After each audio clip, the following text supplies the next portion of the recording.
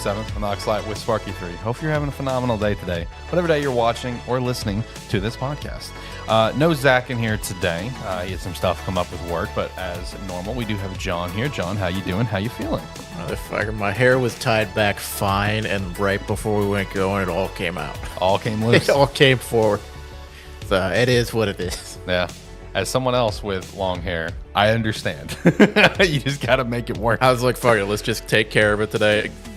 No. Fine, sitting right here, and I'm like, as soon as you hit the music, like, half of it came forward. I'm like, God damn it. It's like, it is what it is. We're just going to keep on rocking with it. I understand. Trust me. I get it. You know, I have like random strands come out all the time and just come loose. Yeah. I'm like, gosh, blast. I'm just getting back to that point. Yeah. You'll get there. You'll get back to the long locks that you had, however long ago that was, like a year or so ago. So, friendly reminder right off the bat before I forget about it for today's episode is that the show will be on a scheduled break the next 2 weeks. I will be out of state, and I didn't want to make the boys, come in and do the show because I feel like I do that a lot. I feel like I'm the host of the show, and I feel like I miss the show more than both of you combined. So I feel bad. I didn't want to do that. I didn't want to have to burden anyone with the show. So we will be back on October 14th to talk about whatever we're going to talk about. And then, of course, October 21st when we are back as well. That will be Spider-Man 2, which has gone gold. Shout out to that. Very excited for that release. But for today's episode, we do have a very interesting topic because for the longest time, anytime we've chat about the NVIDIA leak, I've always dubbed it the biggest video game leak in history because really it was. I mean, the amount of unconfirmed games that were on that list that ended up being confirmed is unreal. But now we've encountered what's now the new biggest leak in gaming history, in my opinion, because this is a lot of confidential information from Xbox involving the future of Xbox, and whether it be a mid-gen refresh or even the next console entirely in 2028 or beyond. Lots of other random tidbits, new controller and everything. So we're going to touch on that. John hasn't had a chance to do any more Payday 3, even though I did have that in the top because Zach was supposed to be here. But we will touch on it. Still wanted to touch on it a little bit. Yeah, we will touch on it. No Mortal Kombat 1. Maybe one of the boys will chat about it when we come back from break. And then we do a follow-up with Unity involving that whole situation that we talked about last week as well. Make sure to go check us out at our website, spark3.com. You can join the Discord down below. Check out Agent Inc., Rogue Energy. Use our referral links. There are both of those down below. And we'd appreciate that extra support. Flip over here to 2 cams. Turn that down. I was going to say as well, because I did... There was a bunch of little things that happened this week as far as like there were some more games that came out. Liza P. Yeah, Liza P did came come out. Yep. Cyberpunk had its 2.0 update before its Phantom Liberty. Yeah, Phantom Liberty. The expansion comes out, and I like I kind of told you before. I tried some of these things. I didn't get far enough into to really make a point, and I did try Liza P. You saw, yeah. I threw a message in Discord as well. I gave it like a solid couple hours of playing it. Man, I suck at Souls-like games. Yeah. I'm so bad at them. See, the little bit I've played of Souls-like games, I am as well. And that really scares me for one of our most anticipated games next year. We're Black Myth Wukong. We're gonna suck, but we're gonna play it. I'm really scared for that game. Honestly, it's half the reason that I was like, I'm going to have to bite the bullet and play one of these games and get decent at it. Yeah, like I feel you. Like there's got to be one that I'll have to sit down and actually really try to play because I really want to completely go through Black Myth Wukong, but I am really scared. We've only been following it for since it's a couple years now. Yeah, it got randomly announced in 2020. We've been following it and with excitement ever since, but I'm with you, my guy. I am not good at Souls games, and I need to get a little bit better. But yeah, with Liza P, the little bit that I've played of it, I mean, it seems really interesting. I don't know. I almost kind of want to just push past it and make this my Souls like that. I'm like, fuck it, just get good on it. Right. So I might end up doing it, but I don't know. So far, I put, like I said, maybe 2 hours into it, and man. At the end of that 2 hours, I was mad. Right. Yeah. I tried the demo and I got my shit wrecked in that demo as well for that game. So I feel you. I feel you, my guy. Yeah, Steve, what are you asking? I don't know what he's asking. I did take down the first boss and start making my way to uh I, another boss. I don't know which. Yeah, I don't know how the game really plays. I didn't Right. make my way pretty like what felt like a decent ways in, but I Mm-hmm. was probably nowhere. I was probably like 6 feet away from the hotel or whatever. But Right. yeah, I did give it a shot. Probably will come back to it at some point. Okay. And for anyone listening, whether if you're listening live, watching the video after the fact, listening to the podcast version, comment on the video, hit me up on Twitter at AlexLight23, join the Discord and message us. If there's Souls players listening, give John and I a recommendation on where to start so we can get ready for Black Myth Wukong. Give us a game that we could potentially go through and have a challenge, but not want to beat our skulls against the wall. Yeah. We'll see. Yeah, because we're like we've said, we're gonna have to figure it out at some point. Yeah. Yes, 100%. John and I both are trash bags in Souls Yes. games. Yep.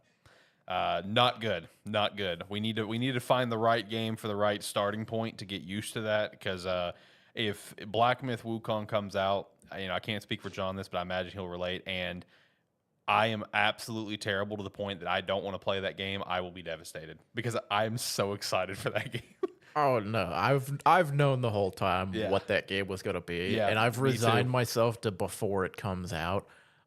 I'm gonna have to beat my head against a wall in one of these. Yeah. Steve says Bloodborne. That's one that a lot of people say is Bloodborne. So that might be the one we need to hit up. Not good at that either.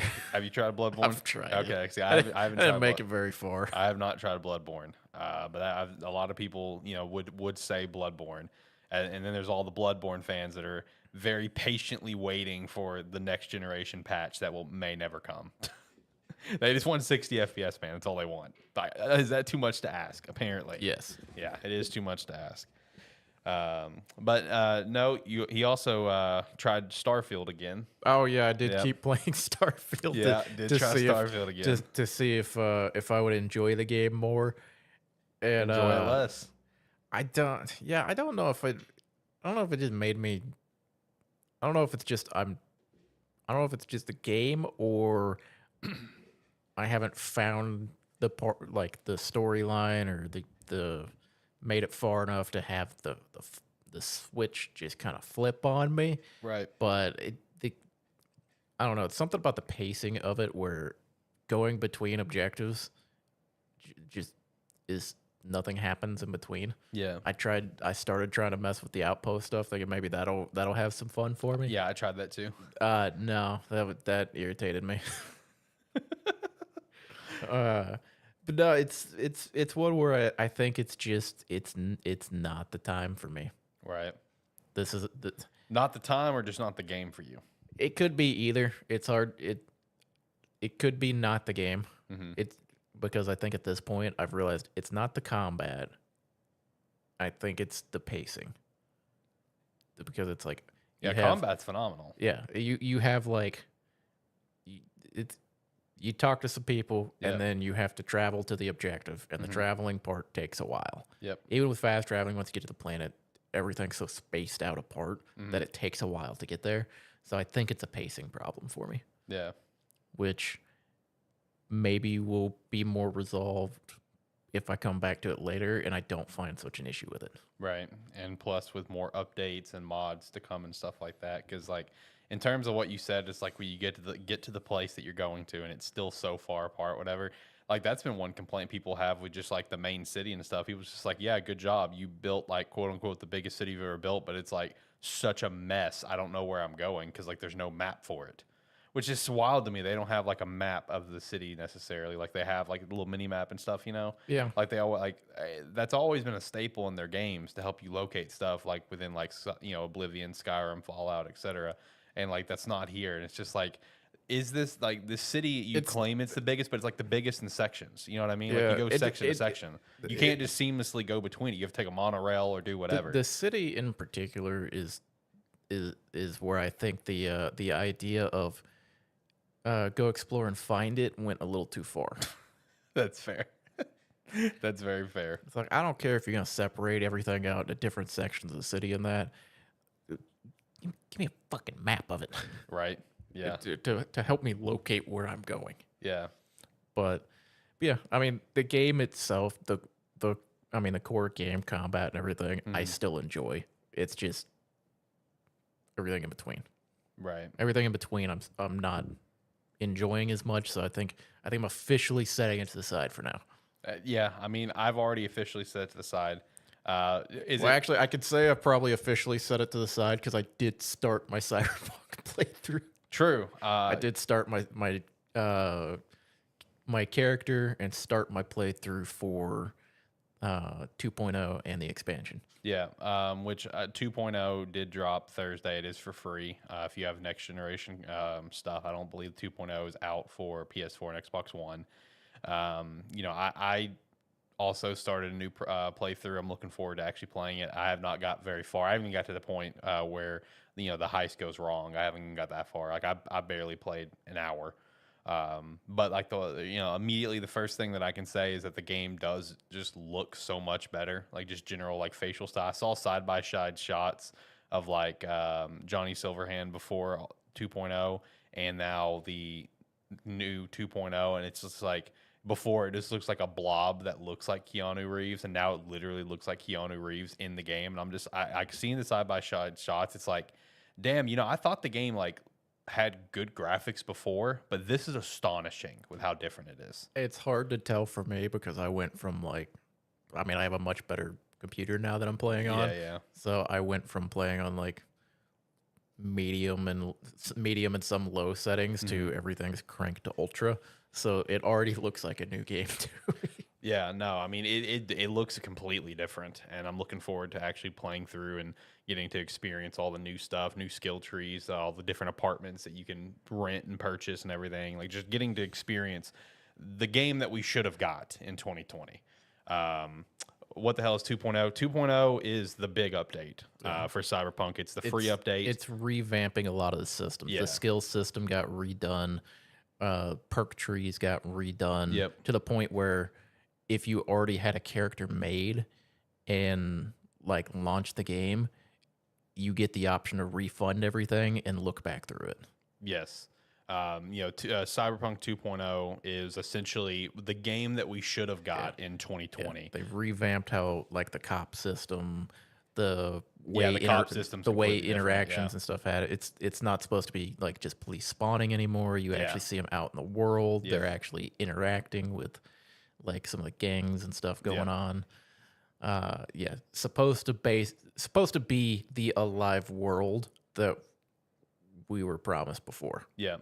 So, the one thing about the 2.0 dropping and Phantom Liberty coming out next week, and all the reviews have come out for Phantom Liberty expansion, is that like a lot of people giving it 10 out of 10s, 9 out of 10, stuff like that. And 2.0, like the reviews are glowing. And now Cyberpunk it already kind of did with all the continuous updates they made. But now with the official 2.0 out and with Phantom Liberty coming out, Cyberpunk can officially be added to the shelf of games that have made an incredible comeback. It's up there on the shelf with the Final Fantasy 14s of the world, the No Man's Sky of the world, Master Chief Collection. You think of when the game came out, it had there were like 80,000 reviews on Steam, and it was overwhelmingly negative. Yep, it's got almost 600,000 reviews right now, like verging on overwhelmingly positive. Yeah, it's a comeback story. It's like I checked earlier. It's one of the top played games right now after 2.0. There was 140,000 people playing it on Steam, right? Like concurrently, which, I mean, hell, it's like a lot of games don't see those numbers on Steam outside of a release or like big content drop. Yeah. Which, granted, there was a big content drop and it's got a DLC coming, but it's also maintained itself in like the top 100 on Steam for a long time. Yeah. And, I'm glad to see that it fully made its comeback because like I've been saying about the game day one, it was never a bad game. It was just a broken game. And there was really no excuse for them not to get it to the point that it's at because like one thing people need to remember, this game turned a profit in 24 hours.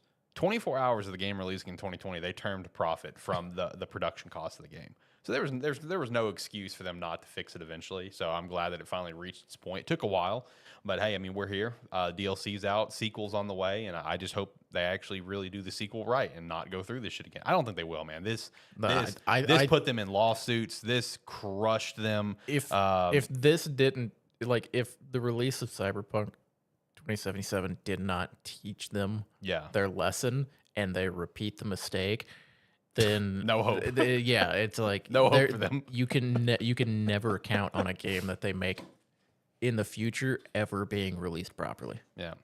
So you're saying I should get it 100%. Yeah, especially if you've never played Cyberpunk. It was, like I said, it was already a good game. It's a very good story, great characters, but now they've made it truly the game that it should have been. Like, this is what was, basically talked about for 10 freaking years before the game came out. Like, this is it. Like, this is, especially with Phantom Liberty coming out next week. Yeah, I'd 100% play. It's a great game, phenomenal game.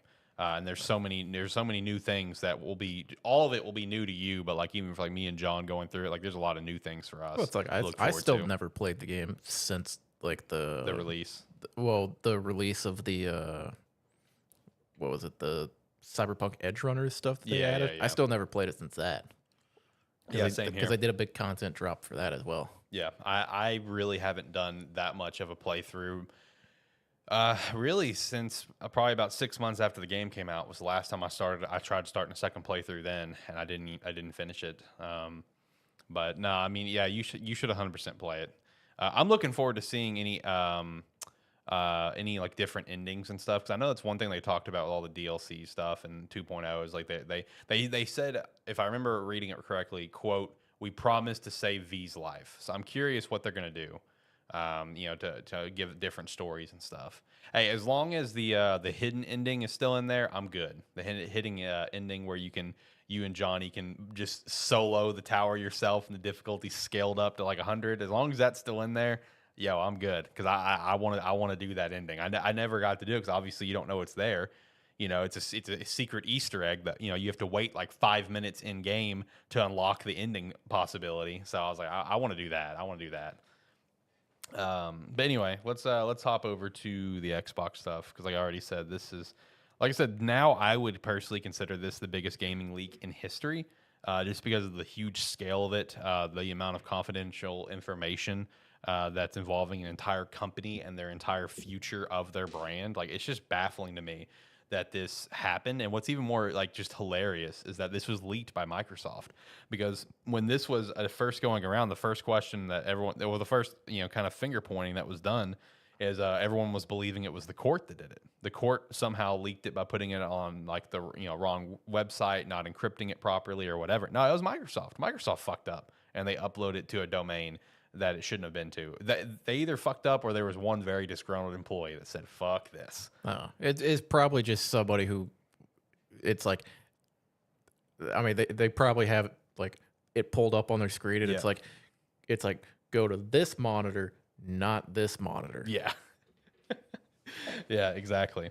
Now, the one thing that's important to know is that all plans have like surely changed, and even Phil Spencer, when he put out a statement about the leak, saying that he's like, we're aware of them, we're disheartened that this came out the way that it did. We wanted to announce it on our own terms, especially because so much has changed internally. And these documents, they are very clearly aged, because like let's say Bethesda's. There was a Bethesda leak involved with this for their entire like launch lineup of the next few years. It started in 2020 fiscal year.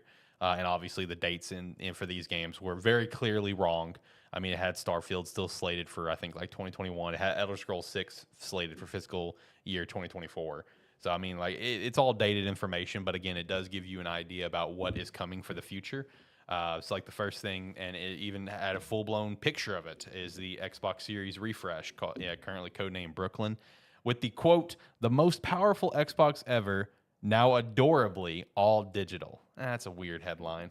Now, I don't think all digital is adorable at all. But yeah, that's my opinion. John disagrees with me. John's an all digital guy. I mean,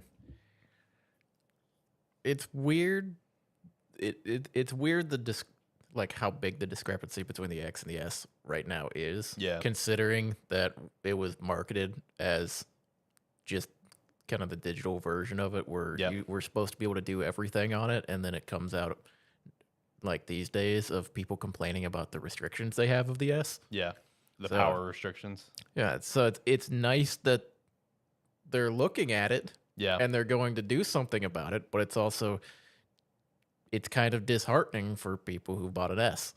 Yes. Because it's like we were promised that this was going to be the exact same thing if you prefer digital, Yep. and now we know that it's 100% false. Yeah, and it's also like with this Brooklyn, this Xbox Series X refresh.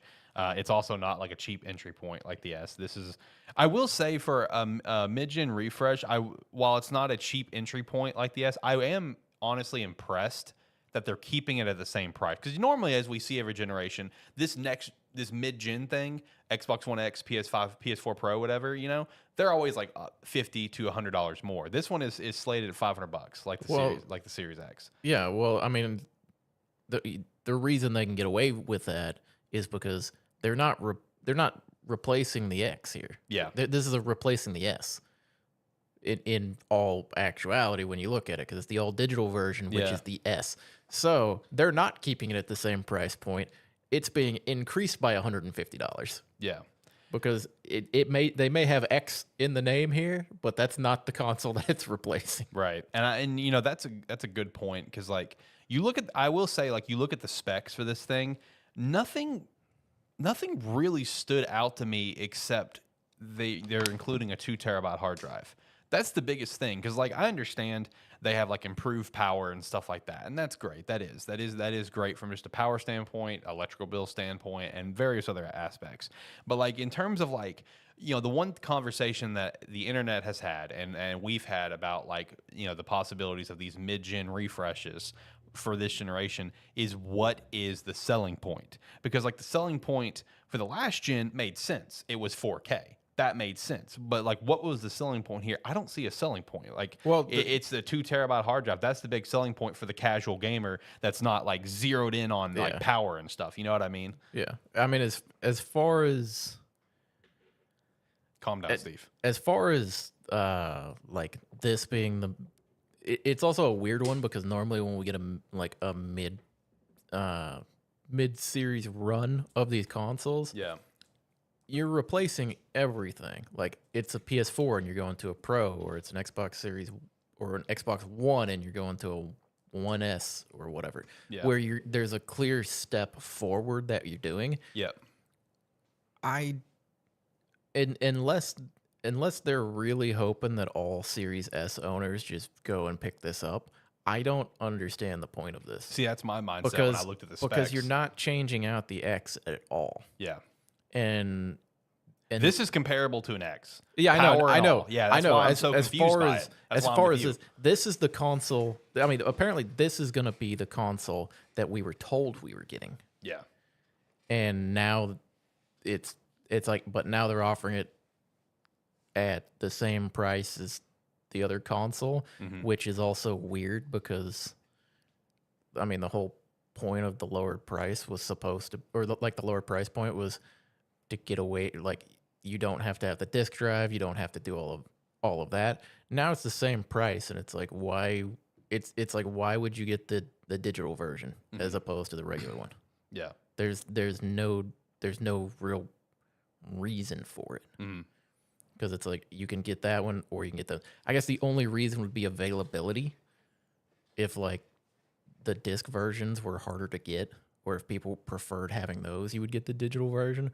But I don't know, as someone with an S, unless they start releasing games where I'm not able to buy them on the S, and I would have to get this new X, there's no point to it. Yeah, and that's how I feel as an X owner. I don't see any reason why I would ever even consider this. Well, yeah. Well, because there's no power upgrade. Yeah, there's no upgrade. Well, again, that's what. Yeah. It's like that's why I've been trying to specify the emphasize. S. Yeah. This when it does release, this is not going to be for anybody that owns a Series X already. This feels really directed at those. If you have a Series S and want something that's more comparable to the X, this is going to be for you. Or if you're considering getting an S or an X, and don't have an Xbox yet, this is also it's like this is targeted at you. But for someone who already owns an X, there's no point to it unless you just want to have it. Right. Exactly. Because like we're saying, it just doesn't have that leap like the other ones had. So I don't know. Very weird price point as well. It is, Because yeah. like we've said, just about every other like console that has a digital only version, the digital only version is always cheaper. Yep. And this is going to be the first time where it's not, and I don't like that precedent. Yeah, I do too. This is set according to the documents, of course. Again, everything.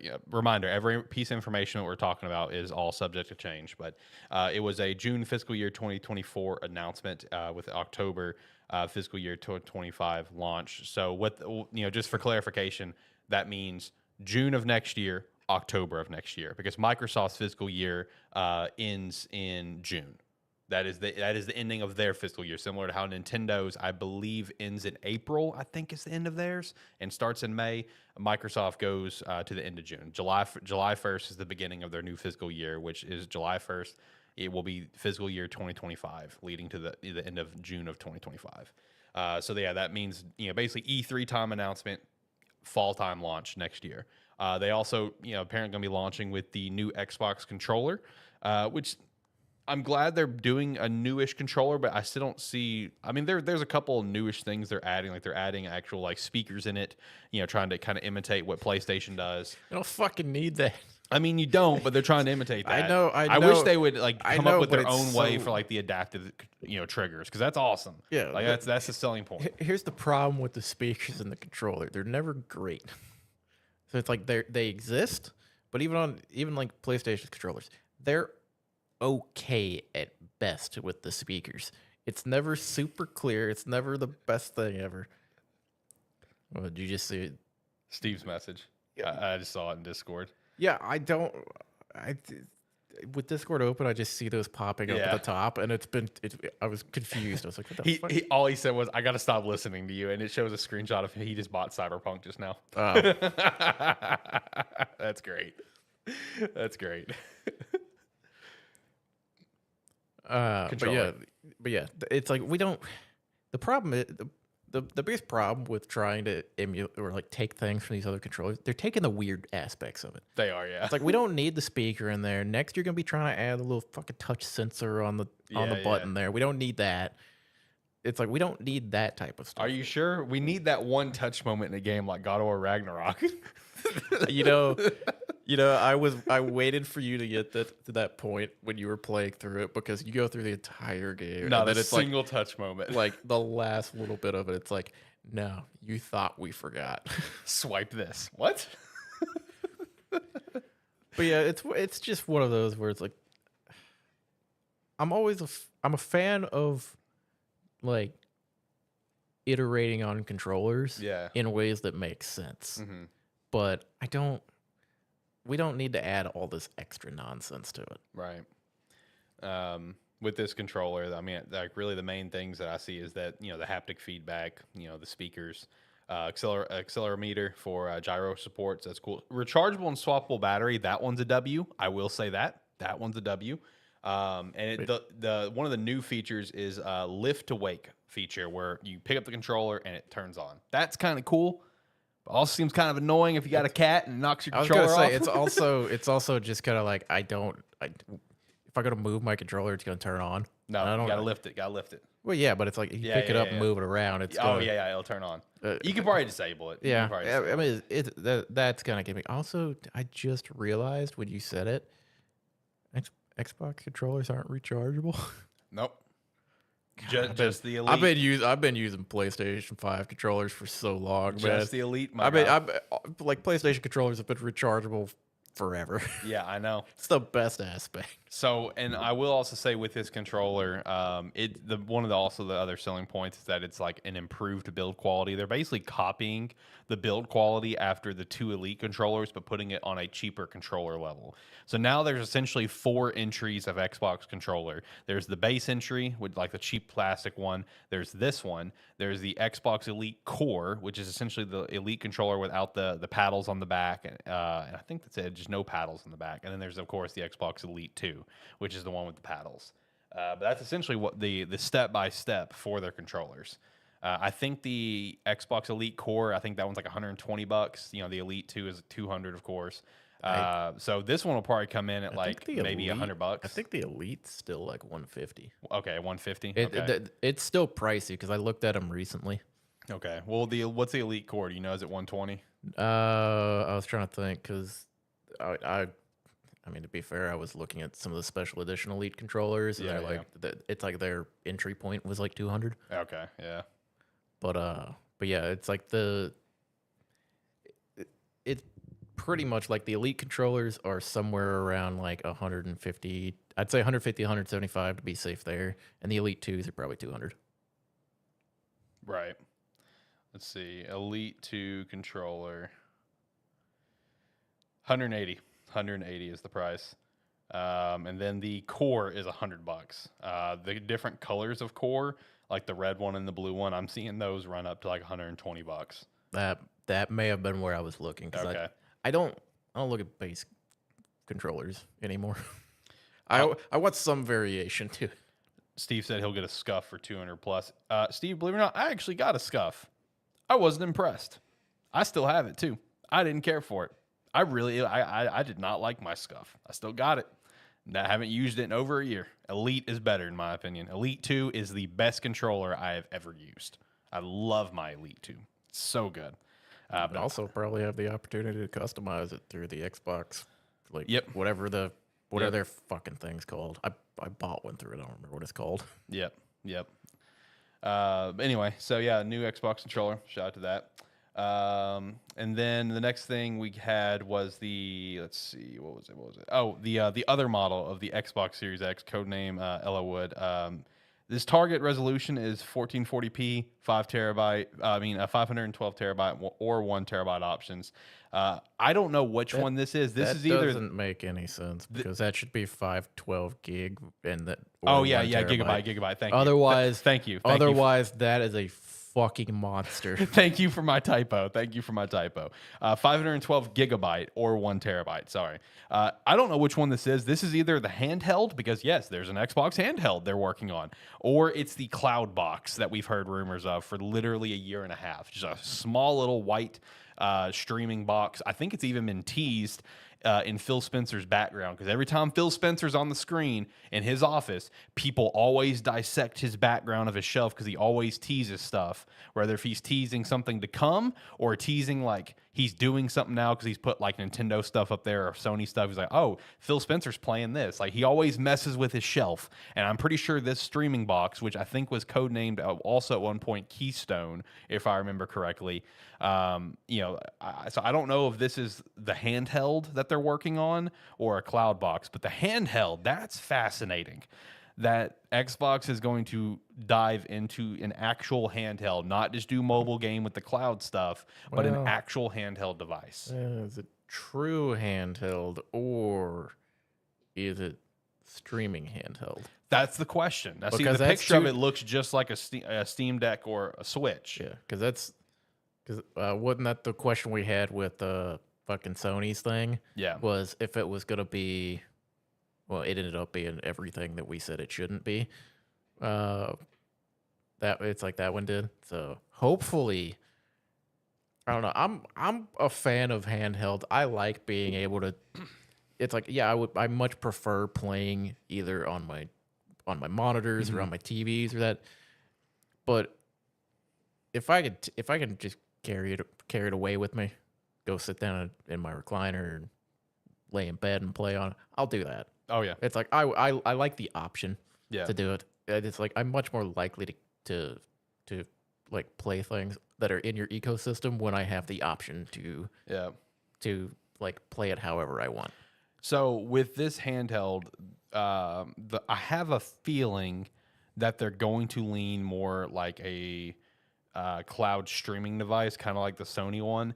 And the reason why is because like this is like their first attempt at it, and I feel like they're just going to test the waters on it because it's going to help lead them up to the next thing, which is also part of this big leak.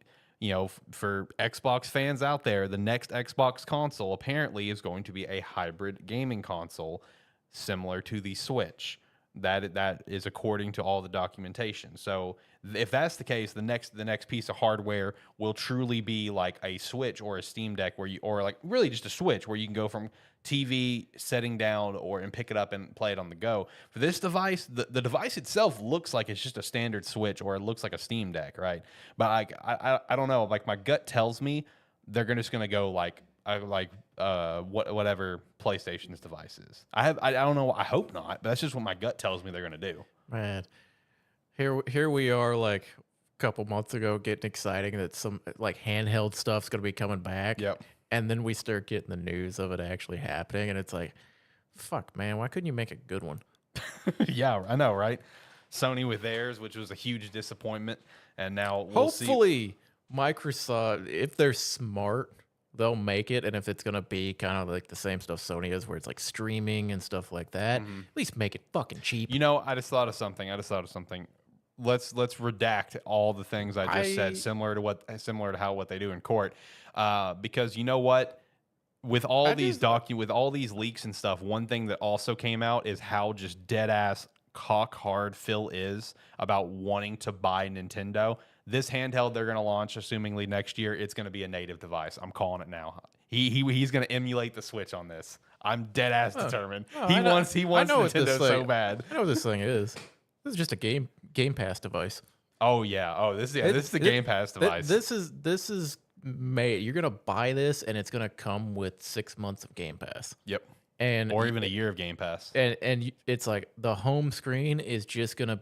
It's immediately, instead of having a normal store, it's just gonna have the Game Pass like screen where you can scroll through everything on it. Yeah. That's all it's gonna be. Yep. That is the market for this. They're not worried about people being able to play whatever game they want to on it. Just whatever's on Game Pass is what you get. That's my prediction. I mean, I can see that. I feel like they would hurt themselves by not letting people access a library that they've purchased. But I mean, I do see your point there, because I mean they're trying to put Game Pass on everything. I mean, for God bless, I think you can play Game Pass on a smart fridge. Yeah. The problem with giving people access to it is the vast, like, you have to limit your handheld in some way. Yeah, yeah. So if it's on Game Pass and you have the ability to like cloud stream it and stuff like that, that makes sense. Being able to access your entire library of games is gonna get a bit iffy, because I mean there's people out there that have thousands of games downloaded to it. It's like that alone, like having to be able to scroll through that list would probably bog this thing down, because I'm not expecting too much power out of this thing. Yeah. I mean, its target resolution is 1440p, so they're already doing better than the Switch. So I mean, it sounds like they're hitting the power of the Steam Deck. Hey, give Nintendo some credit. It's only 2023. They haven't. I mean, what was it, like 2018 before they discovered HD? Yeah, I know. They're getting there. They're getting there. They'll get there eventually. Yeah. It's like, yeah, they'll get to good resolution when everybody else is in like 4 and 8K. Yeah. It's like, and we're already mostly there. Right. But so they'll get there at some point. Yeah. No, they will. This thing is also set for a June fiscal year 2024 announcement and set for an August fiscal year 2025 launch. So again, August of next year for this launch is the current release that they're looking at, and while the other thing is set for October. And honestly, while Phil said, "Oh, plans have changed," this is something that I could see the plans not changing on, because they know Sony is planning something, next year as well for a mid-gen refresh. We've already kind of seen we saw the fucking leaked videos of it. We know that's coming. You know what I mean? So like that all being next year, that all makes perfect sense to me. I am very excited to see the announcement of this handheld, because I just hope it's a native thing. I hope it's a Steam Deck or a Switch and not this dog shit thing that the portal that Sony launched. No. Game Pass only. Calm down. It's gonna. Well, let's be real. Even if it is Game Pass only, That's still pretty Well, that's cool. what I'm saying. That's still a win. It's going to be a device dedicated to being able to play Game Pass kind of wherever you want to. And it'll come, like I said, it'll come when you buy it. You get 6 months to a year Game Pass with it. So that it's like you can just play it with your heart to your heart's content.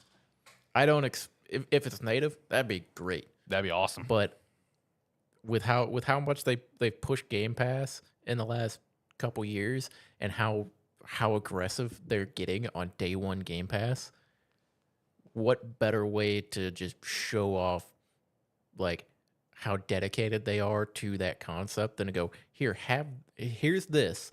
This is all you need to play anything on Game Pass. Yep. I mean, how much easier can it get than just buy this thing, turn it on? Right. Yeah. No, I'm hoping it's going to be that. I really do. Because like an Xbox handheld, I think that would slap in today's day and age thanks to Game Pass. I mean, a Sony true handheld would slap. It in this would day slap. And age. Problem is, they don't know that. Yeah, they don't realize that. They're not trying it. They're doing dumb shit with the stupid Portal. God damn it. Next up, we did have the Bethesda title release schedule. Again, this is all incorrect due to basically COVID. You know, the 2020 year kind of shifted every game release. But Oblivion Remaster was on there. So Oblivion Remaster has been, this was leaked out and rumored like within the last 2 months, I think. This has been in the works essentially since 2020, essentially. Doom Year Zero, new game there. Okay, even getting DLC. I guess we'll see an announcement for that maybe next year. Project Cholesterol and an expansion. No idea what that is, but it's got to be a big deal if it's got an expansion. Whatever Project Platinum is, a Fallout 3 remaster. That's pretty cool. This is kind of cool to see because some of these games, like the Oblivion, the Fallout 3, these are games that as we were growing up, everyone around me talked about and loved, and like they all played the shit out of. Right. Everybody loved these games. Everybody looked back fondly on these games. This is before I had a console to play them on. Right. Because by the time I got one, nobody was talking about them anymore, and it was the day and age of multiplayer, or like the heyday, golden age of Xbox multiplayer. So I haven't gone back and played these games. So a remaster, I'm actually pretty excited about it. I'm excited about a remaster for both of these, man. Oblivion's my game. Well, yeah, that's what I prefer Oblivion over Skyrim. And then Fallout 3, I enjoyed it, but I didn't get like deep into it like a lot of people did. Oh, yeah. It's like some of these are the games like people look back on these like, as some of their favorite games from that time period. Yep. And they're just ones that I missed. So them coming back, especially as a remaster, where it'll be a little bit nicer, though. It's like, sure, there'll be some quality of life stuff added into it. Yeah. It's like I'm excited about that because these are games that I've thought about going back and playing, but with having played the newer iterations of the game, it's kind of hard. Right. It's hard to go backwards. No, I totally get it. Because that's how I felt on numerous games of my past, is that it's kind of tough to go backwards on certain games. A couple things here to shout out in chat. Steve asked, what platform do I play Baldur's Gate 3 on? I have it for PC. Have not played it recently because I've just been busy. I do want it for PS5 though. I saw that you said you were installing it on PS5 right now. I do want it for PS5, and so does my girlfriend. My girlfriend's dumped a lot more time into Baldur's Gate 3 than me. She's playing it on PC right now and she loves it. But I know she told me she does want to play it on PS5 as well. So I will be getting it there at some point. And he also said, so I'm in the minority here, but I do not like Fallout at all. I don't dislike Fallout, but here's a little fun fact for you, Steve. Me, Zach, and John, we were all in complete agreement when we made our top 50 games that we did for episode 50 when the show was previously under a different name. We all were all under agreement that Fallout did not have to be on that list, and Jared tried to fight us on that so hard. Well, we're not huge Fallout fans, but we don't dislike it per se. It's like I said when we were like, I think it was last week when we were talking Starfield. Yeah. Is Bethesda games are Bethesda games. You're gonna have the same base game structure, layout, and playthrough that you do. Yep.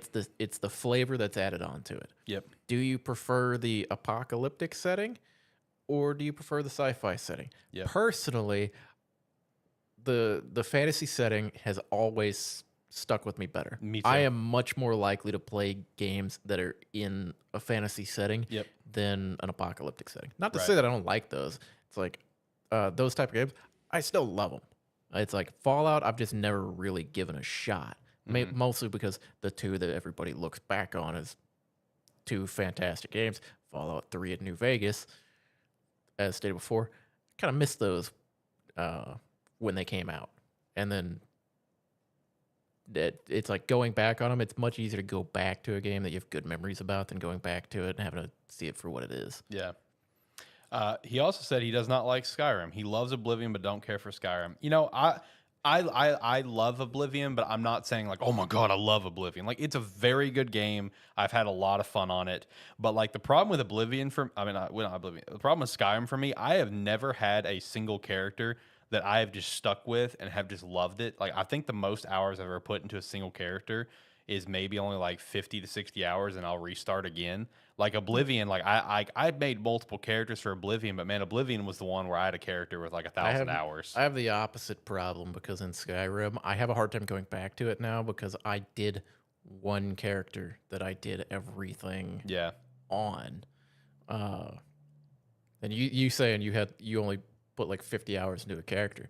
Hell, I almost did that in the first 3 days the game came out. True. Because remember, we got the game and then went over to, I think it was Jared's place and played it all day. Yeah, the entire weekend. And it's like, I think that first 24 hours after the game played out, I played it for 20 hours. Yeah.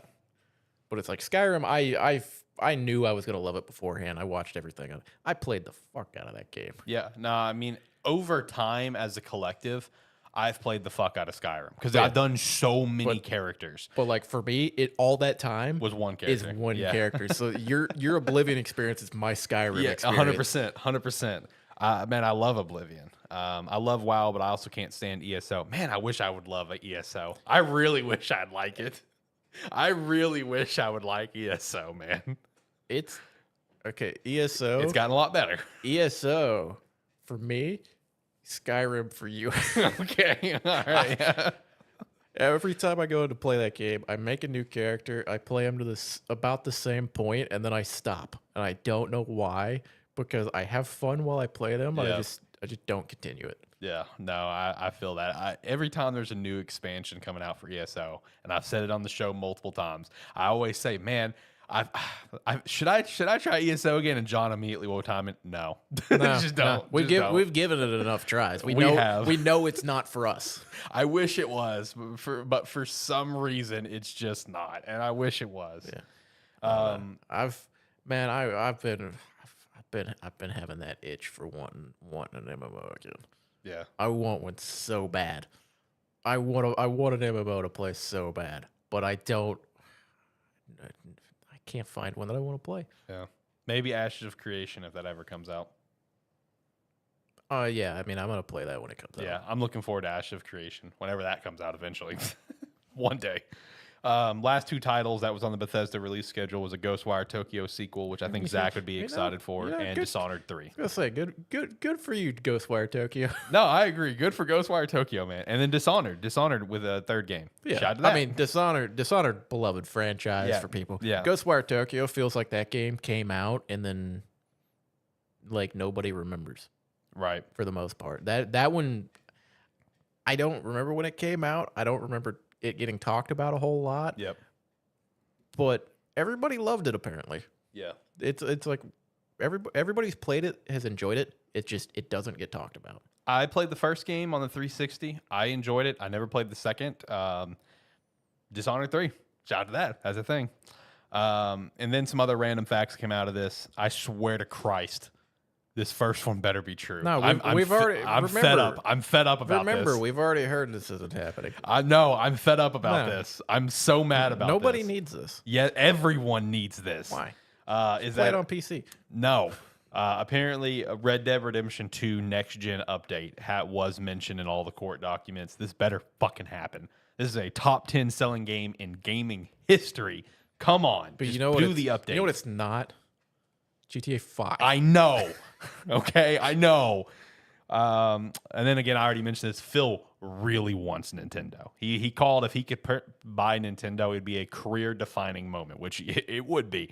But once again, he hit up Nintendo about this, and Nintendo essentially laughed him out of the room, similar to Nintendo laughing Microsoft as a company out of the room back in 2001. Oh yeah, it's Nintendo going, bitch, do you know who we are? See, here's what blows me away about Phil reaching out to Nintendo about this. He reached out to them in 2020 when the Switch is at like record profit heights. Like, let me stress this. At no point in history would he be able to approach Nintendo and they wouldn't laugh him out of the room.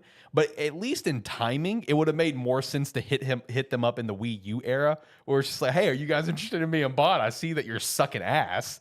But like, you hit them up in like profit period for the Switch. Like, why would they even consider it? You know, I don't know.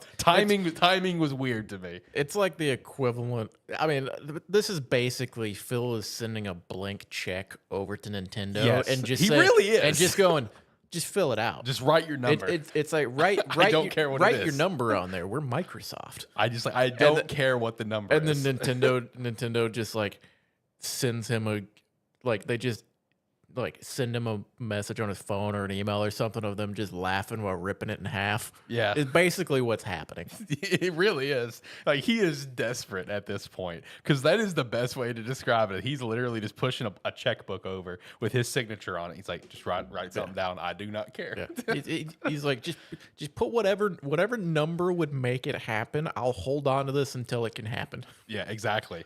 Apparently, Elder Scrolls 6 won't release on PS5, according to the documents, which we've talked about, where it makes too much sense to release it on PS5. Well, I interpret that differently. See, yeah, okay, I that's interpret that as it's not coming out in time to be released on PS5. fair. Okay, that's fair. It's like it won't be released on PS5 because we're going to be in a new generation when that game comes out. Yeah. That's how I look at it. I mean, that's a fair point. That's a very fair point. This game is not coming out this generation. It's coming out. This game isn't. We're not going to see we haven't even gotten a name for the game, and they showed a title card of it. What was it, 2 or 3 years ago? Oh God, 2019. Yeah, it was, maybe. It may have been. When was the last it E3? Was 2019 the last E3? It may have been. Then yes, it was 2019. It was either 2019. The last big E3, I think, was 2019. Yeah. So 4 years ago, we got a title card of them basically saying, yes, we're going to work on it after Starfield. Starfield just came out. They're still working on Starfield. This game, we're not getting anything on this game for 3 years. 3 years, we might get a title. Yeah. Kind of similar to Metroid Prime 4 for the Switch. You got a little JPEG. Yeah. You got the title card. It's like unless they've That's a different story though. Unless they've been working on this behind the scenes, we're 5 years out. Yeah, easy. You know, they've it's just now entered like the early production. Yeah. And that's the likely scenario. It's gonna be I'd say an early release, or like an early release for Elder Scrolls 6, whatever it would be like 2027. Right. Steve says Nintendo is losing market share on a consistent basis. Within 10 years, they will sell it to Sony or Microsoft. So I don't think that's accurate. While now they've seen a decline in sales and stuff, which can affect some market shares as well. Like they've been smashing records for like this entire generation. Yeah, it's, I mean, at this point, the problem is they might be losing a little bit because they're not selling as much. The problem at this point is every household has 2 to 3 Switches. Yeah. 5 million copies sold per year for the last 3. I don't think that's accurate either. Like, I'm pretty sure it's well beyond that because it's the 3rd highest selling console in gaming history. Well, yeah, but a lot of that's front loaded. Yeah, it is very front loaded. A lot of that's front loaded and then 2020. Yeah, 2020. Yeah, for sure. No, I mean, they're still like smashing records. I mean, it's just literally just this past year alone, they have finally started to decline. Like the decline has been noticeable for like the last 2-3 years, sure, but like it hasn't been a steady decline until this year. Yeah. Like we are truly at the tail end for the Switch. There's a reason why every game that comes out has been getting a Switch, like a Switch dock and everything released with it. It's because they need to get rid of them. 5 million decrease per year. Okay, yeah. See, that's more fair. Like again, the decline is there. Like I'm not gonna. No one's gonna argue the decline. But yeah, but when you go from selling 25 million last year to 20 million this year, who gives a shit? yeah, I mean, you're still printing dollars. Especially again, they're the third.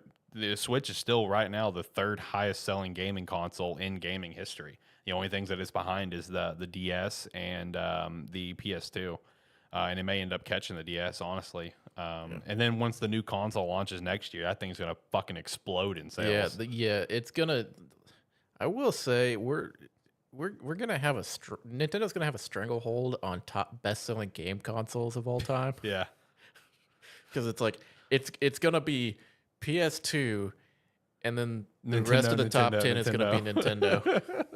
basically, because it's like PS2, DS, Switch. I think PS4 might be 4 right now. It's up 4 or there. 5. I know PS4 is really high. Nintendo. I mean, I think the Game Boy Color, Game Boy Advance, one of those is up there. Game Boy Color is way up there. Yeah, too. I mean, like they're just printing units. Although they might count. I think they just call it Game Boy. I think that's how it gets so high. yeah, just the family. Yeah, they consider it just the one big family, so it's kind of cheating, but whatever. Well, It makes sense. do they separate DS and 3DS? Yes, they do Okay, separate. that would those. make sense. Yeah, because there those was are a long time separated. between that. Yeah, those are completely separated. But I think Game Boy is Game Boy and Game Boy Color, and then Game Boy Advance is separate. I think that one's separate. But either way, and then the last thing I already mentioned, Xbox Next Console as a hybrid gaming platform, which I think would be an interesting direction for them to go. I mean, I'm here for that. Hopefully, they absolutely nail it out of the park. But with hybrid gaming consoles, it's strictly going to be like console, like sitting on your couch and like portable, like handheld, or are they even going to maybe include like a third option, like a VR option or something? I don't know. I mean, here's the problem with like these hybrid consoles that people are going to want to start moving to because of the fucking Switch. Because the Switch is great. Yeah. The problem is going to be battery life. Mm-hmm. Nobody has sorted out battery life yet. Yeah, I know. It's like, because you can't. Switch is okay. Steam sucks. That's where we're at on it. It's one of those where, I mean, as soon as somebody finds a battery that can last more than like an hour and a half, Yeah, or something, they're going to dominate the market. true. Which, let's be real, I wouldn't shock me if Xbox is the one to do it. But then again, That's probably why they're thinking about it. They found a way to Bill's dominate it. obsession with Nintendo. Yeah. Which, we'll see if the next Nintendo, the Switch 2, whatever, we'll see if that ends up dominating in the battery category. We'll see if they figured it out for that. Probably not, because they got better. I mean, the Switch OLED and the Switch Red Box, like those are good batteries. it got better, but It's still not good. The but big it's better. thing with the Switch upgrade that we're gonna do, Switch 2, whatever it's gonna be, the big thing that they cared about with that is, fuck, we got to make this thing more powerful. Yes. Which that's gonna be the big deciding factor on how much that battery's gonna last. Like, if it's in comparison of a Steam Deck, oh buddy, oh buddy, how much is that actually a handheld? Yeah, you can walk around with it in handheld as long as you're within reach of the socket with a cable. Yeah, exactly. Well, I feel like what would be really funny is that if that is actually the battery life, it's like a Steam Deck and Nintendo launches a Nintendo themed and licensed portable battery. Like, that would be like, that's just them openly admitting, yeah, we can't do better than this battery, guys. Just make sure you have a portable one on hand just to dock it in and charge it, whatever. Wouldn't be surprised if that ends up being a thing. Yeah.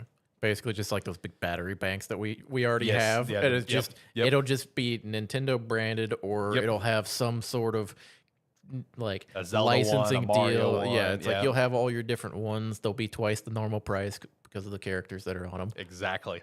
And they're going to sell. That's the worst part, is they're going to sell like hotcakes, dude. But that's essentially the big Xbox leak in a nutshell. So, John, just general thoughts. I mean, we've kind of already talked about that, the whole thing, but it's like, I guess, closing statement thoughts on all of this. Like, let me ask you, do you agree with what I was saying? That do you think this is like the biggest gaming leak in history now? Because in my opinion, yes, this is a lot of confidential information. I don't know if I would call it the biggest gaming leak. I would call it the biggest hardware leak. That's fair. That's fair. That's a good way to differentiate this than the video leak. Yeah. Because the video leak is unreal. Because it's like that I classify more as gaming. Yeah. This is game hardware. Okay. Is how Okay. I would say it. I think that's I very would fair. separate the two because comparing game leaks to hardware leaks it's a completely different animal. Right. But yeah, I mean, as far as a hardware leak, there's no question that this is the biggest leak that we've had. Yeah. It's gonna be an interesting next year to see what they actually announce and if all of this is still their plans or if like these individual pieces, like if they've seen reception of where it's like maybe they were moving in the way of doing what Sony doing with their handheld thing. Yeah, They yeah. see people kind of being like, "What the fuck?" and they go, "Let's make a little change to it." Yeah. So they've got the time still before announcing it to make some small alterations to stuff. Yeah. Steve said maybe I'll buy a next-gen Xbox when Brooklyn or whatever comes out next October. If it all stays to schedule, next October you can get the adorably all digital Xbox Series X Brooklyn, whatever they're going to officially call it. I don't care what like if it's hybrid consoles. What? Let's just not make them as big as the PS5. All right, yeah, big agreement on that. That thing is Even it's even a pain on in its the ass even with how big on it its is. side, it's still huge. big. Like, dude, that thing is massive. Like, come on, can we like? I know there's a lot of tech in there. It's basically like, can we figure this out? I mean, please. I don't know. It's like we can make them a little smaller. They don't gotta be that big. Also, you said on its side, it made me think of something with the Brooklyn. Do you think it's kind of weird that they're going with like that cylinder shape because they are committing that this thing has to be stood up? You can't put this thing on its side. Like, I think that's a weird design choice. Yeah. You are hard committing for this thing to stand up. Yeah, and then I mean, just do it. We just do what we do with the PS5. You just go on Amazon. Someone will make a little stand for it where you just put it there, and it's like while you play it, it can roll. Yeah, you can just roll around like a pig over a fire. I kind of dig my Kaiba statue under my TV. I mean, that's fair, but it's big. It's big. Like, can we? I don't know. We'll see whenever the next thing, the PS5 refresh, whatever. Well, I'm curious how big that thing's gonna be. And we saw a video, sure, but I want a side by side. I want a side by side shot. I want a comparison. I want to know the difference between these things. All right, so let's hit the next couple topics. We're over an hour into the show now. So Payday 3, haven't got a chance to play it more, but the one thing I was going to ask you about is I saw an article where the CEO has apologized with how flawed the launch is. What the hell is going on? Okay, so I'm out of the loop on this. I've been watching it because I was fully intending to buy Payday 3 immediately and start playing it. Yeah. I got home from work and clicked on the Steam page and was greeted by overwhelmingly negative reviews for this game. And it's not because of the game necessarily. The problem is the game is always online. It's online for everything. You want to queue into a solo match and not look for people, you gotta go through a matchmaking queue. Okay. Because everything is online. So full online game. Okay, so yeah, that's kind of it's fully online, and the servers have been down very frequently since it's come out. Okay, so that explains the apologies then. Because I even saw something else where the CEO said, the online thing was a big mistake. That's all the context was. And I'm like, what's the big online they thing? basically, online? They've basically made it where you cannot do anything in the game offline. Okay. So if you want to queue by yourself and just run with some AI, you got to be online. You want to queue with, it's like you queue with people online. Everything is online. Also, at least on Steam, people have also been like in their negative reviews have been throwing out the fact that you have to create an account to a third party. Like you have to create a third party account to play the game as well. So like similar to like 2K games where you have to have the 2K account and stuff to play it.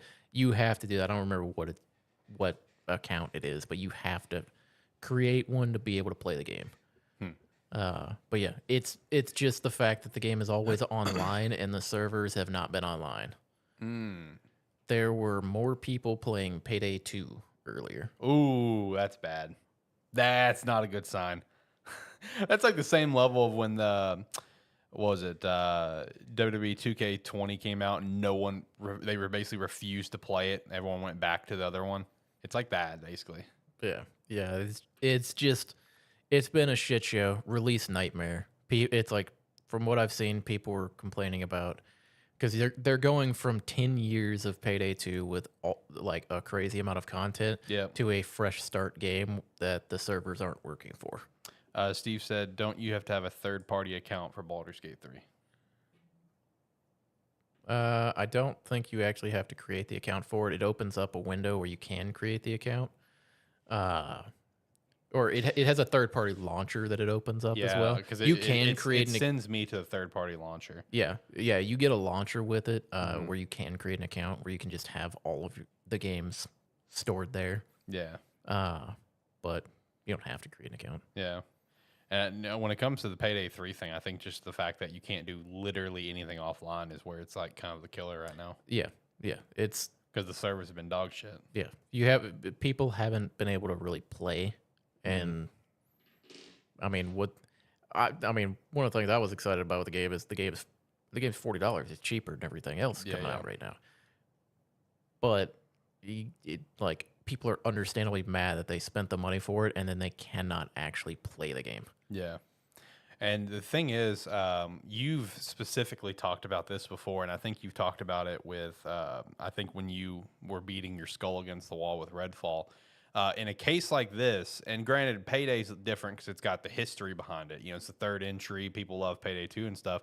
But in the day and age of gaming that we're in, if you're doing a multiplayer game and you come out and you can't stick that landing at launch, people are moving the fuck on. And is that essentially what we're dealing with here?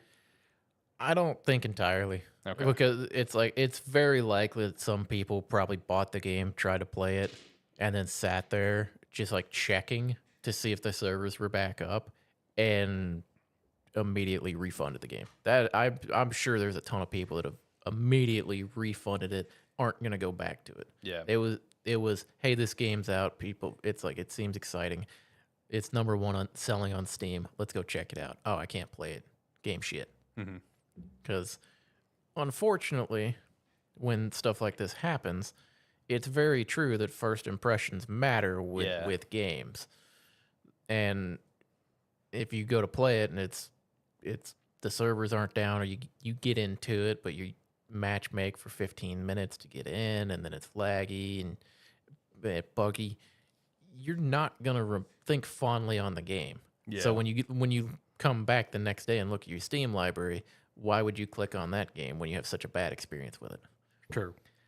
I think there's the history of it where when the servers are working fine, I think people will be willing to come back to it, but it's an ugly first impression. Yeah, and that's unfortunate with what you said, where there's like 10 years of Payday 2 and all this content, and then this happens. Yeah. A game that a lot of people were excited for. Considering Zach mentioned... I know Zach was enjoying the game. He was messaging me about it earlier this week. I know he was enjoying it, but... But yeah, well, he's also mentioned previously that they did a Payday 2 anniversary event, basically, like, I think giving skins and stuff, celebrating the death of the game with Payday 3 coming out, and then Payday 3 comes out, and it's a fucking dumpster fire. At least right now. The game, I haven't played the full game, played the beta, enjoyed what I played of it. So it's one of those where when you get in, the game's fun, and there's some new freshness to it, but you can't get to it. You can't play it is the problem. Yeah. Okay. Well, hopefully they figure it out. That's a shit show. Just like Unity has been a shit show. We do have an update on the Unity situation where the CEO basically came out, or not the CEO, just one of the higher ups that's been with Unity forever, came out and apologized for what they've done. They've kind of they've changed their entire plan. Where basically, for anyone that wasn't following the situation last week, they made a big download install plan where it's like developers were going to have to pay for every single download and install for any games made with Unity. It's a big shit show, but they've changed it where like the Unity personal plan is going to remain free, no runtime fee. Earnings cap was increased from 100K to 200K. So if you do make a small game that doesn't really do anything, like and you're obviously a small developer, you're not fucked out of your pocket. The made with Unity splash screen requirement has been removed. There is no fee for games earning less than $1 million in 12 months, and current games unaffected unless they update to the next Unity version. So that big question of like, is Unity going to go knock on Nintendo's door for like, Brilliant Diamond, Shining Pearl, or like, Cuphead, or like Silk Song, and all those, like where they get Fall Guys, where they all going to get screwed and stuff. So they made the right choice backtracking on the plan. But here's the question: is the damage already done beyond repair? Because in my mind, yes. In my mind, while they've done this because of the backlash, it's similar to when Xbox announced the Xbox One and said you always had to have an online connection, had a massive backlash. Everyone went PS4. Xbox One was permanently hurt that entire generation. But now look with where we're going. Unity may be backtracking now because of the backlash, but like where they want to go. So while there's games like let's say Hollow Knight Silk Song, that's a good example because there's a sequel in development. I don't think that sequel is going to be made on Unity. The first game will stay on Unity because it just said it will be unaffected unless it moves up. But the guy who made Silk, he's moving on to another engine, in my opinion. That's the problem. It's I feel like people are going to move on from this engine. They've already shot themselves in the foot, and putting a Band-Aid on it isn't stopping the fact that you shot yourself in the foot. Yeah. Because when they announced all these changes, think of all the developers that are out there, and they're like, well, fuck Unity. It's like we can't afford to keep using them with that. And I have already, it's like in the time it took like Unity to come out and like try to backtrack and come up with something that they thought would make people a little more understanding, everybody's already mentally swapped away from them. Yeah. So with this big plan announcement, seeing the comments on Twitter and stuff, like from developers, like indie developer stuff, everyone says like, okay, hey, this deal that you're putting out, this is a very fair deal for developers. Like, this is a good deal. So apparently it is a good deal, but again, everyone's already moving on. Like it's like you said, like while it's a good deal, sure, everyone's moving on though because they can't trust the developer. They can't. Trust Unity anymore. Yeah, Hold on. Steve said, dude, I can't stand you guys. I'm over here looking up Black Myth Wukong. What the fuck? Dude, Black Myth Wukong looks awesome. That's going to be an amazing game. Yeah, I mean, we've been hyping that up for 3 years. 3 years Yeah. now. That's going to be a great game. That's one that like I was so surprised because I think you just offhand mentioned it one time, and I was like, wait, are you talking about this? Yeah. It's like, oh, you saw that too. Yeah, that game looks awesome, dude. I'm so pumped. I love Wukong. I love Journey to the West. So this is one that I'm very excited for. But anyway, that game looks so good. Dude, it looks incredible. Every time we've seen it over the last 3 years, it just keeps looking better and better and better. And I'm so excited for next year. But anyway, what were you going to say about Unity? I mean, the problem is, yeah, everybody's kind of mentally swapped away from it because it doesn't matter if you've backpedaled to a good deal. The problem is you've showed everybody your true colors. that what you really want is an extremely unfair deal. So getting people to continue using you by giving them a good deal isn't going to help when 3 years from now you backtrack again and go, actually, we're gonna reverse what we said and sign this new deal, or you can't use us anymore. Yeah. It's basically it just gives them the ability to, depending on how long of it like this deal goes on for. Right. It's like if you have to re-sign your license or something, they could just very easily like add a stipulation in there where you either have to like bump it up or pay. It's like start back paying. Yeah. So it's one of those where, regardless of good deal, you can't lead with a shit deal and then expect people to be happy when you backpedal. Is this the death of Unity? Because in my opinion, it is. I think we're going to see a slow bleed out. I mean, death in the sense of like a lot of people are going to be swapping away from it. Sure. Death entirely, no, because this is still this is still going to be fantastic for indie devs in particular. Yeah, that's true. That's true. So like, that's fair. Indie devs in particular are almost not affected unless it's a game that like pops off. Unless it's a game that like pops off by either just being fantastic or a big name plays it. Yeah. And then everybody goes and buys it. There's no worry there because they'll still be able to make their games and not have to worry about like any of these changes. But one thing's for certain, we ain't gonna see these big companies use it anymore. Yeah, whoever, I don't remember the company that made like Brilliant Diamond, Shining Pearl, they ain't using that shit again. They move it on to Unreal or something. Like, let's be real. Nintendo has been getting more, have been having their studios get more into like Unreal though, because like Pikmin 4 was made with Unreal Engine 5. Oh yeah. So I think for the bigger companies, I think we're going to start seeing Unity kind of be kind of shafted in that regard. The other thing is a lot of bigger developers have already been working on their own engines. That's true. Like we've got the Red Engine, we have Frostbite Engine, stuff like that. Yeah. So it's like we've said before, it's like there are plenty of developers who've created or are currently improving upon their own engines.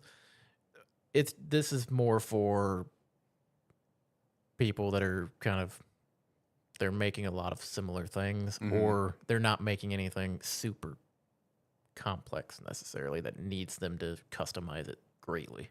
Right. It's like Unity is a great it's great for like a one size fits all. True. Well, that was the main talking points that I had. Did you have anything that you wanted to add to anything we chat about, or anything in particular that you wanted to shout out?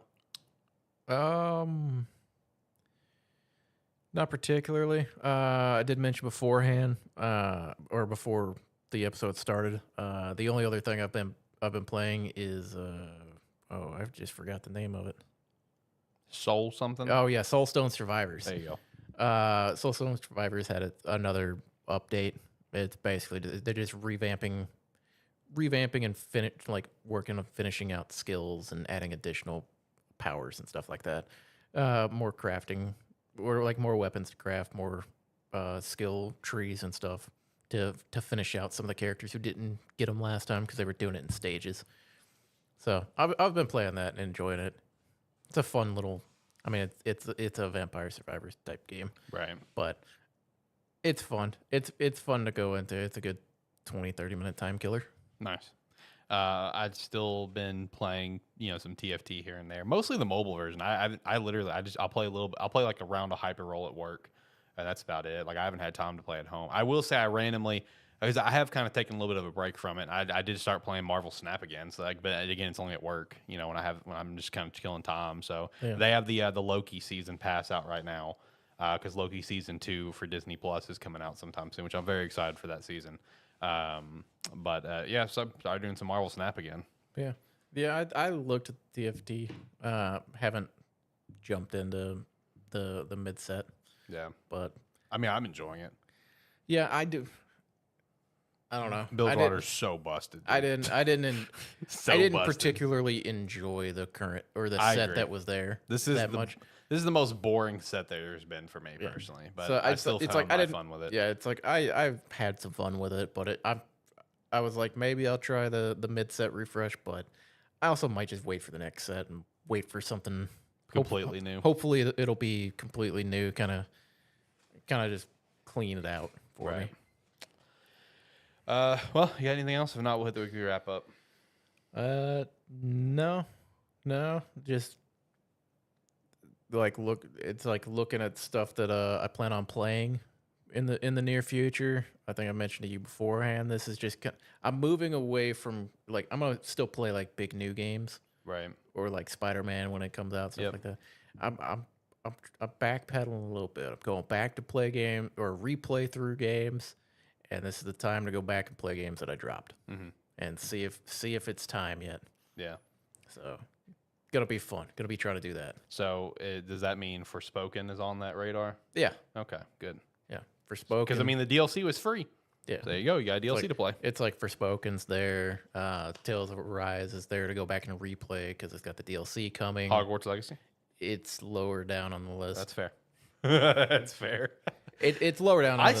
Dude, this year has been so packed with games. I honestly forget that game came out this year. Yeah, it's one. It's on the list, but it's not as high of a priority for me. Yeah. Because, I want to go back and try to play Forspoken first, and then if I'm playing another game, I want to play Tales of Arise because it's got the DLC coming out, and it gives me an excuse Yeah. to play it again. The DLC no one expected to see. And then I'm starting Cyberpunk. Yeah. Yeah, I'm about to go on vacation, so I will say the one thing that I'm planning to buy it next Friday. We'll see if I actually play it or not, because the only chance I'll have to play it is literally like when I'm driving down, when I'm not the one driving, is that I will probably try finally the Pokemon DLC Teal Mask. I'm gonna go ahead and buy it Friday, and my goal is to at least try to start it while I'm riding passenger at some point, because I'm doing the overnight shift of driving, and then that when we get somewhere past Atlanta, that's when I think she'll be driving, and I'm not trying to play Teal Mask there. So we'll see if I actually play it. Josh has not been impressed. He's been playing it and beating his skull against the wall, bored out of his mind, but he's been playing it. So shout out to that. Oh yeah, I mean it's not like it's not like a lot of the other Yeah. DLCs where it's like it adds a replayability factor to it. It just Yeah. added a little bit of story. Yeah, it just added some stuff. It's like the last, what was it, Sword and Shield one that they had like the low roguelite dungeon that you could go through over and over again for legendaries and stuff like that. Yeah. At least that was replayable. True. Get a bunch of legendaries, get a chance at a shiny for each one. Only once. But so that was cool. All right, let's hit the weekly wrap up. I already touched on Cyberpunk. It's had a true comeback story. Shout out to that. And then one thing that I thought was kind of funny, Division 3 was very casually announced this week. Excited about that because I knew you would be. I knew you and Zach both would be. Because I casually enjoyed Division. I played a lot of Division 2 when it came out. Yeah. But it was one of those where it was like it just it kind of had a slow content trickle to it. So it's like I played a lot of it and I really, really enjoyed it while I was playing it. But it's a hard game to go back to. But I've wanted to play it again, and I've been thinking, I'm like, man, it's they either need something new or a new game's got to come out soon because it's been that time. Yeah. Well, new game in the works. Again, casually announced. It was just announced in like a freaking email or something. I don't know. Like a Dragon, the Man Who Erased His Name is coming to Game Pass day one. That's coming out later this November. I mean, kind of expected, but very cool. Yeah, very cool. Ace Attorney trilogy I saw was also coming to Game Pass next week as well. Lots of like Game Pass announcements out of Tokyo Game Show.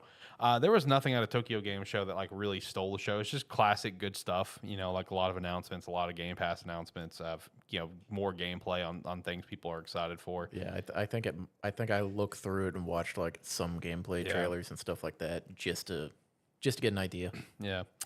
Dragon Quest III HD 2D remake development is progressing quite steadily, which is good to hear because as of now, still no update on Dragon Quest 12. So this kind of hold people over a little bit. Yeah, I mean we know it's coming. We know it's when. coming. It's just we're getting stuff to hold us over till then. Yep. And I mean, excited to hear that the remake is going well. I'll play it when it comes. There's a new mod to Starfield that allows faster, seamless space travel. So the thing that we're kind of complaining about, where it feels like you're literally just sitting still and you're just rotating in camera, you can actually feel like you're flying through space, which they really should have done to begin with, because we're so far in the future that how could these ships not be able to just? They went to 2023 present day space travel for that, because this game's so far in the future. I don't remember if it was you or someone else or like a video that I watched that was talking about it. Where was it Alana Pierce going to Pluto? No. Okay. This was more comparison based. Okay. Where the idea, I think it was a video where they were said the idea of look at how well they've done, where people are like comparing Starfield to No Man's Sky and talking about how they did planet exploration, how they did ship flying around in space and things like this, how they did all of that so well, and that they wish it's kind of how it was in Starfield. It especially like flying around in a ship. Yeah. Because currently, like you said, you can hit that engine as fast as you can make it go, and you feel like you're not moving. Like the only indication that I had that I was going anywhere in space was the fact that I was able to target something and see the number getting closer. Yep. Couldn't fucking tell. Yep. I agree. So I'm glad that there is a mod out there. It's called Faster Than Light, if you're interested in checking it out. And I'm looking forward to the full mod support coming across the board, like for console, because obviously I am playing Starfield on console preferably. So when the full mod support comes out from Bethesda, this is something that I could check out on console. Anyone could check out on console and just make the game better. So that's great. Spider-Man 2 has gone gold. I already mentioned that earlier, but I just still want to shout that out because I'm so damn excited for this game. And the last piece of news I got here, which I saw come out literally 5 minutes before we started the show, Cameron McGonaghan, who stars as Cal in the Star Wars Jedi games, has confirmed that Star Wars Jedi 3 is in the works. So, good to see. Yeah, I mean, I Hopefully it's not a shit show like the second one was when it launched. haven't seen or haven't played through it. I don't really know how that game goes. Not surprised. Yeah. That game does. It's like that game does way too good for them to not make another one. Yeah. Whether it be like continuing on that story or something else. Yeah. Oh, one other thing I'll end the weekly wrap up on, just because I don't know how this popped in my head, but one thing that I thought was interesting to come out, I think it was this past week. I think it might have been end of last week. I don't remember. But Titanfall 2 went on sale, as it always does. It's cheap as shit now. You can get it for $5 or less. A lot of people jumped on and played it and stuff. And the interesting thing is Titanfall 2 got updates. Like, there was updates to game servers and stuff. And even there was like in the patch, like in the data mining, there was even like a game mode of question marks that wasn't there before. So man, I don't know. I just thought that was pretty cool because, I'm still going to hold on to that sliver of hope that Titanfall 3 could be a thing one day. Well, I think the idea is that they would love to make it. I think they would. It's like they would love to make it, but it's kind of the thought of why would they? Yeah, and EA was just like, you have Apex. Just yeah, keep it's like on why would you take the manpower away from Apex to make anything else? Yeah. I wish the Titanfall 3 would be a thing, man. I really do. Because apparently, like, even after the update, like, there's, like, some more Titanfall 2 little Easter eggs that they just added to Apex recently. So it's just like, come on, man. Let's get a Titanfall 3. Titanfall is so much fun.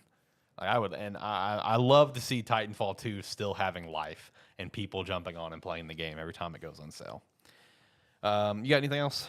Nah. All right, hit the music. We're going to get out of here. All right, if you made it to the end of the video with us, thank you very much. And if you enjoyed your time here and want to see us do it again, we usually do these Saturday at 6 p.m. Central Time, but we will not be here for the next 2 weeks. But after that, we will be back. Yeah, we won't be here for the next 2 weeks because I'm a lazy bum and I'm going on vacation. But yeah, we'll be back on October 14th around 6 p.m. Central Standard Time. Whatever we're going to chat about, do a quick little recap of the previous 2 weeks. Even knowing our luck, the coolest shit in the world is going to happen in these next 2 weeks. It is what it is. We'll chat about on the 14th.